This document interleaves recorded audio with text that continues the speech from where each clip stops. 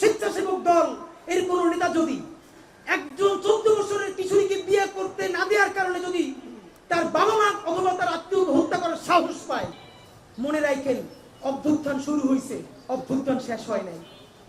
Sometime যে কোনো একটা সময় দেশে চূড়ান্ত একটা গণ অভ্যুত্থান হবে। বিএনপি পায়ে ধরে বলি, জনতার প্রতিরোধের মুখের শিকার হইয়েন না।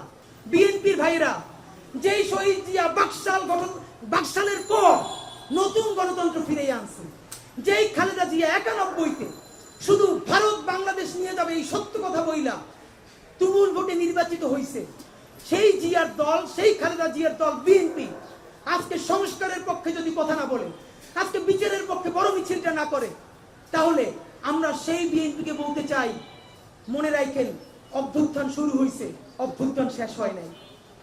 দায়িত্ব নিয়ে বলি, ছোট মানুষ হিসাবে বেঁচে থাকবো কিনা জানি না, যদি বিচার না করে, মৌলিক সংস্কার না করে নির্বাচন করে ফেলা হয়, মনে রাখেন আগামী 3 বছর, 5 বছর বা 10 বছর, সামটাইম যে কোনো একটা সময় দেশে চূড়ান্ত একটা গণ অভ্যুত্থান হবে। সেই গণ অভ্যুত্থানের নেতৃত্ব দিবে এই হাজার হাজার শহীদের বাবা মায়েরা, আহত যোদ্ধারা এবং আমাদের মতো যাদের হৃদয়ে রক্তক্ষরণ হয়েছে কোটি কোটি জনগণ, যারা বিএনপিও করে না, জামাতও করে না, কোন দল করে না, তারা খালি বাংলাদেশ করে। আর আমার আফসোস, সেই প্রতিরোধটা যদি শহীদ জিয়ার দল, বেগম খালেদা জিয়ার দল, বিএনপি যদি জনতার প্রতিরোধের মুখে পড়ে, আমাদের আফসোসের শেষ নাই। বিএনপি পায়ে ধরে বলি, জনতার প্রতিরোধের মুখের শিকার হইয়েন না। আওয়ামী লীগের চেয়ে বেশি শক্তি কোনোদিন বিএনপির নাই। বিএনপির শক্তি খালি মানুষের ভালোবাসা। সেই আওয়ামী লীগ বাংলাদেশে টিকিত থাকতে পারে নাই, পালাইছে। আজকে যদি সেই আওয়ামী লীগকে পুনর্বাসন করে ভারতের প্রেসক্রিপশনে আর একটা ছোট বিএনপি, আর একটা ছোট আওয়ামী লীগ হয়ে ওঠে, স্বেচ্ছাসেবক দল এর কোন নেতা যদি একজন 14 বছরের কিশোরীকে বিয়ে করতে না দেওয়ার কারণে যদি তার বাবা মা অথবা তার আত্মীয়কে হত্যা করার সাহস পায়, সেই বিএনপিকেও প্রতিরোধ করতে যদি আমাদের জীবন যায়, আমরা পিছপা হব না ইনশাআল্লাহ।